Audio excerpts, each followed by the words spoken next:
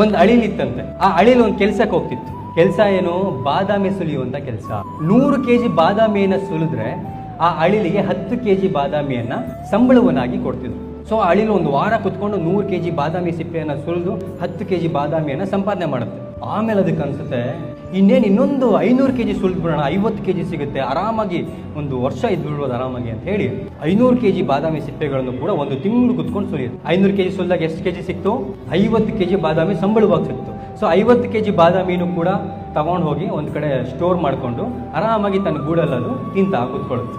1 ವಾರ ತಿನ್ನುತ್ತೆ, 2 ವಾರ ತಿನ್ನುತ್ತೆ, 3ನೇ ವಾರಕ್ಕೆ ಆಲ್ರೆಡಿ ಹಲ್ಲು ನೋವು ಶುರುವಾಗ್ಬಿಡುತ್ತೆ.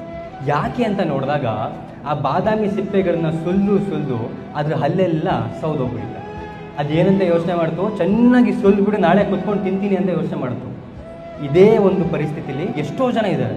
ನಾವೇನು ಮಾಡ್ತೀವಿ, ನಾಳೆ ರಿಟೈರ್ಮೆಂಟ್ ಲೈಫ್ ಚೆನ್ನಾಗಿರಲಿ ಅಂತೇಳಿ ಇವಾಗ ದುಡಿತೀವಿ, ಬಟ್ ಇವತ್ತಿನ ಕ್ಷಣಗಳನ್ನ ಬದುಕೋದನ್ನ ಮರ್ತ್ಕೊಳ್ತೀವಿ. ನಾಳೆಗೋಸ್ಕರ ಬದುಕೋದು ತಪ್ಪಲ್ಲ, ಬಟ್ ನಾಳೆಗೋಸ್ಕರ ಬದುಕ್ತಾ ಇವತ್ತು ಫ್ಯಾಮಿಲಿ ಜೊತೆ ಟೈಮ್ ಸ್ಪೆಂಡ್ ಮಾಡೋದಾಗಿರ್ಬೋದು, ನಿಮ್ಮ ಬಗ್ಗೆ ನೀವು ಕೇರ್ ತಗೊಳ್ಳೋದಾಗಿರ್ಬೋದು, ನಿಮ್ಮ ಹೆಲ್ತ್ ಬಗ್ಗೆ ಕೇರ್ ತಗೊಳ್ಳೋದಾಗಿರ್ಬೋದು, ಇವನ್ನ ಯಾವತ್ತೂ ಕೂಡ ಮರಿಬೇಡಿ. ಬಿಕಾಸ್ ನಿಮ್ಮ ಕೆಲಸಕ್ಕೆ ರಿಟೈರ್ಮೆಂಟ್ 60 ವರ್ಷಕ್ಕೆ ಹೌದು, ಬಟ್ ಜೀವನದಲ್ಲಿ ರಿಟೈರ್ಮೆಂಟ್ ಯಾವಾಗ ಬೇಕಾದರೂ ನೆಕ್ಸ್ಟ್ ಸೆಕೆಂಡಲ್ಲೇ ಬೇಕಾದರೂ ಆಗ್ಬೋದು.